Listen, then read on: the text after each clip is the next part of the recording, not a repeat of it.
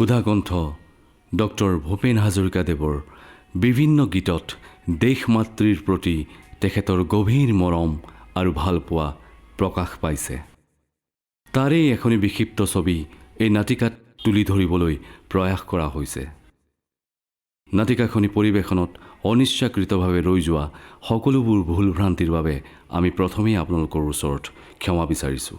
এয়া আপোনালোকৰ আগলৈ আগবঢ়াবলৈ লৈছোঁ জুনুমণি বৰাৰ ৰচনা পৰিকল্পনা তথা নয়নী মহন্তৰ পৰিচালনাৰে ৰূপহী অসম, ৰূপহী অসম।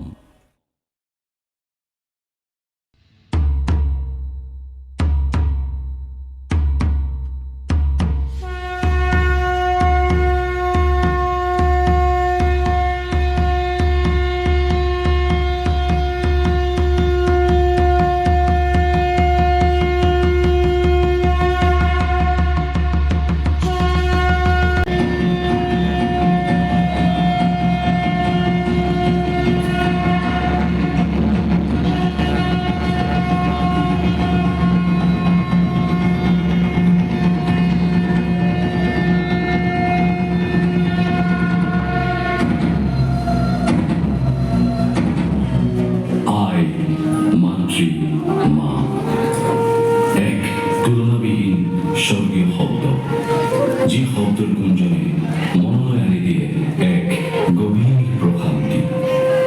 নিজৰ জন্মদাত্ৰী আই আৰু দেশ মাতৃ এক অভিন্ন একাকাৰ।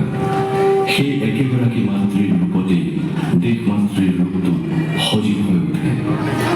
মানুহৰ এই মাতৃস্নেহ নানা গীত মাত নৃত্য নাটিকাত প্ৰকাশ পায়। এই মাতৃপ্ৰেম দেশপ্ৰেম ভূপেন হাজৰিকাদেৱৰ গীতত বিভিন্ন প্ৰকাৰে উজলি উঠিছে। সুধাকণ্ঠ ডক্টৰ ভূপেন হাজৰিকাদেৱে মাতৃক অতিশয় ভাল পাইছিল। আইৰ প্ৰতি তেওঁৰ চেনেহ অপৰিসীম। তেওঁৰ বহু গীতত মাতৃৰ প্ৰতি থকা এই চেনেহ প্ৰকাশ পাইছে। জন্মভূমি অসমক তেওঁ মাতৃৰ ৰূপত জ্ঞান কৰিছিল। অসমীয়াৰ প্ৰতি থকা অকৃত্ৰিম চেনেহ তেওঁৰ গীতবোৰত প্ৰকাশ পাই আহিছে। অসমৰ প্ৰাকৃতিক দৃশ্যৰ ছবিবিলাকে তেওঁৰ মানস পথত ভুমুকি মাৰি গীত হৈ ওলাইছিল। এই গীতবিলাকত বায়ু, পানী, নদ নদী, গছ গছনি, পাহাৰ পৰ্বতত জাতি জনগোষ্ঠীৰে একাকাৰ হৈ পৰিছে আৰু অসমৰ ইতিহাসে এইবোৰ চিৰদিন জীয়াই ৰাখিব।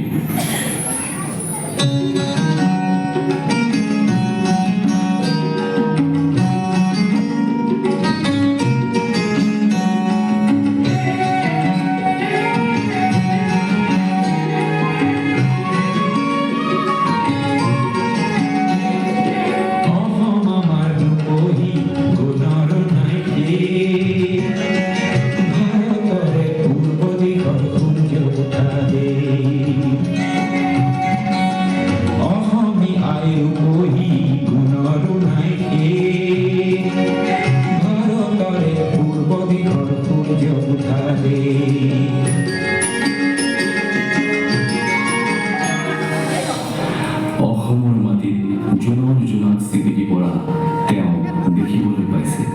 আকাশৰ জোন বেলি তৰাই অসমৰ মাটিত সুৰৰ গুঞ্জন তুলিছে। দুখীয়াৰ প্ৰজাবিলাকত আশাৰ বন্তি জ্বলিছে।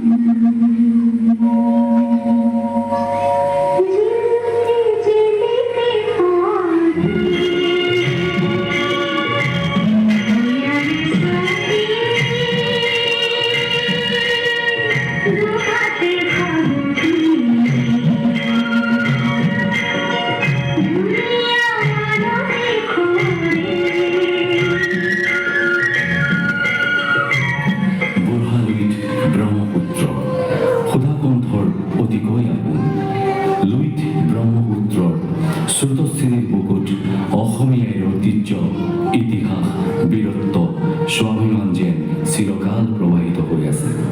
এই প্ৰবাহক লৈ এখন ঐতিহ্যময় চিৰসুন্দৰ অসমৰ সপোন।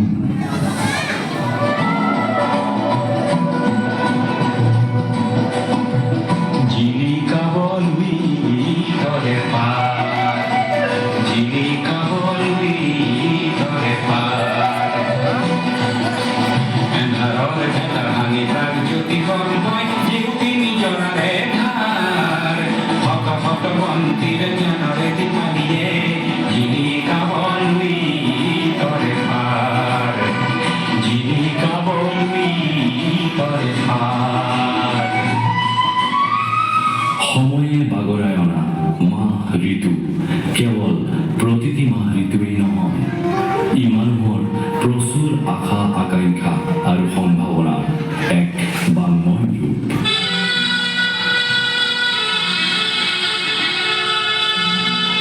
বহাগ মাত্ৰেই ঋতু নহয়, নহয় বহাগ এটি মাহ। বহাগ মাত্ৰৰ এটি ঋতু নহয়, নহয় বহাগ এটি মাহ।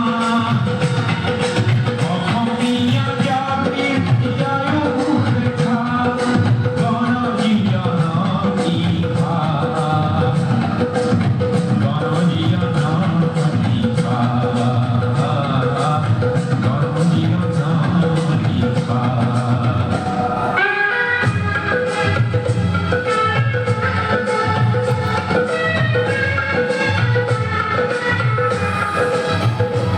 বিদেশী শত্ৰুৰ আগ্ৰাসন আৰু নিজ মাতৃৰ এই দুৰ্যোগময় সময়ত তেওঁৰ অন্তৰত কান্দি উঠা অন্তৰাত্মাৰ মধুৰ গুঞ্জন।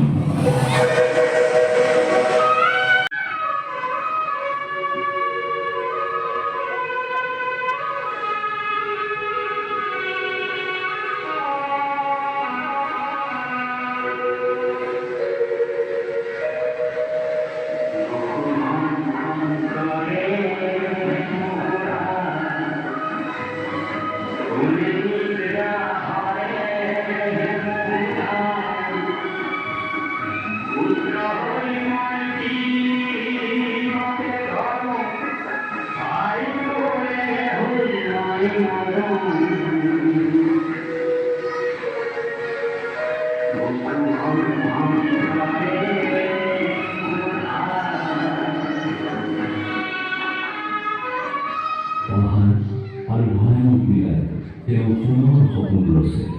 সৰল আৰু আহত গছৰ মাজত ৰঙৰ কোনো প্ৰভেদ নাই, সেই কথাও তেওঁ গীতত ফুটি উঠিছে।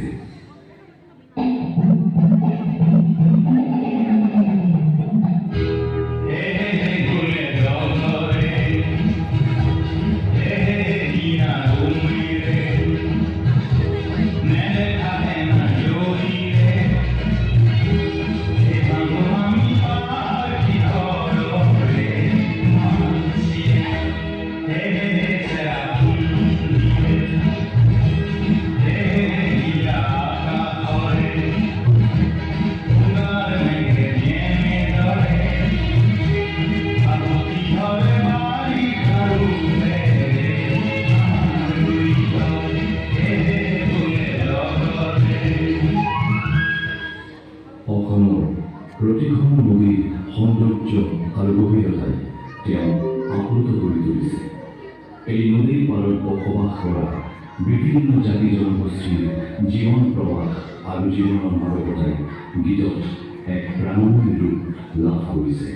সেয়ে তেওঁৰ গীতত বিশাল মুখৰ জংকী পানেৰ কাহিনীয়ে ঠাই পাইছে।